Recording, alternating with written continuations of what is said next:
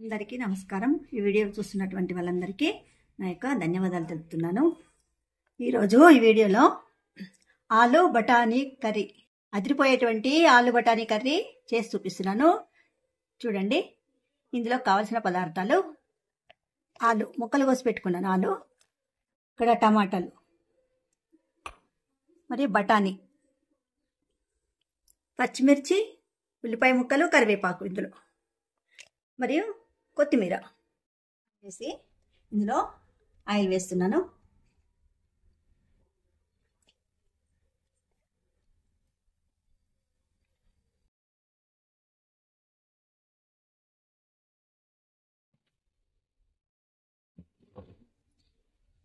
ఇందులో కొంచెం ఆవాలు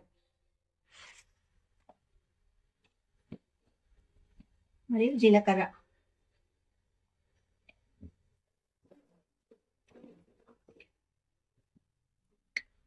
కొంచెం పసుపు,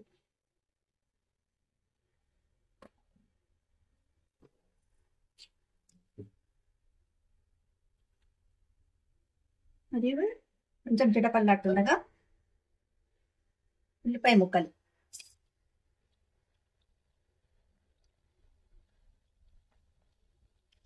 మరియు పచ్చిమిర్చి,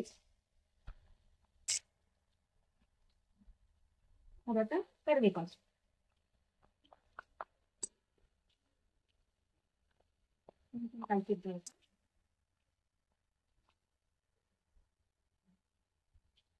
అల్లం వెల్లుల్లి పేస్ట్,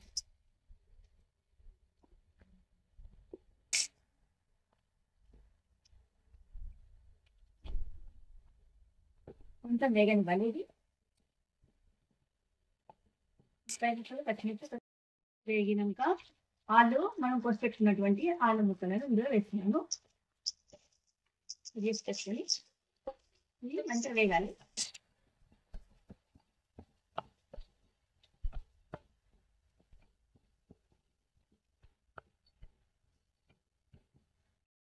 ఇప్పుడు కొంచెం కారం వేసుకోవాలి.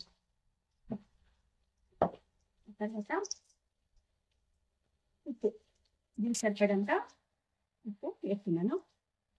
ఇది తక్కువ ఉంటే వేసుకోవచ్చు. ముక్కలకు ఉప్పు కారం పట్టుకోవాలండి. పట్టుకుంటే ఇది రుచి వాసన పోతుంది. ఫ్రై అయిన తర్వాత కొంచెము ఆలుగడ్డ ముక్కలకు ఉప్పు కారం మంచిగా పట్టుకుంటే చాలా టేస్టీగా ఉంటుంది.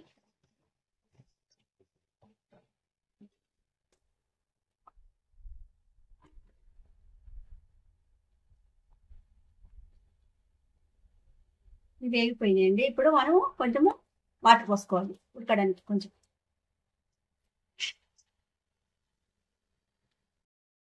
ఆలు ముక్క ఉడికిపోయిందండి. ఇప్పుడు మనము ఉడికించి పెట్టుకున్నటువంటి బఠానీలని ఇందులో వేసుకోవాలి.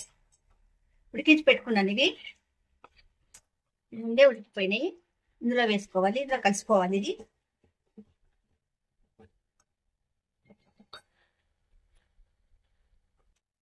మళ్ళీ ఇందులోనే టమాటాలను కూడా వేస్తున్నాను.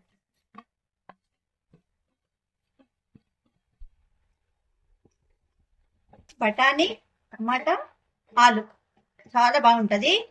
అదిరిపోయేటువంటి ఆలు బఠానీ కర్రీ టేస్ట్ చూసి చెప్పండి.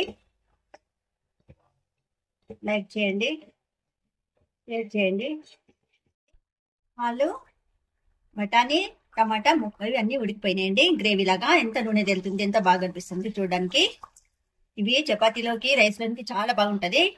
ఇందులోకి నేను కొబ్బరిలో లవంగాలు, ఇలాచి వేసి కొంచెం గ్రైండ్ చేసి పెట్టుకున్నాను. ఇందులో కొంచెం పొడి వేస్తున్నాను టేస్ట్ కోసమని. ఈ పొడి వేస్తే ఇంకా టేస్ట్ అనిపిస్తుంది.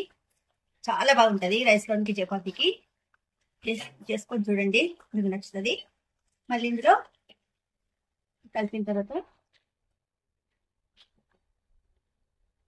చివరిలో కొత్తిమీర కూడా వేస్తున్నాను.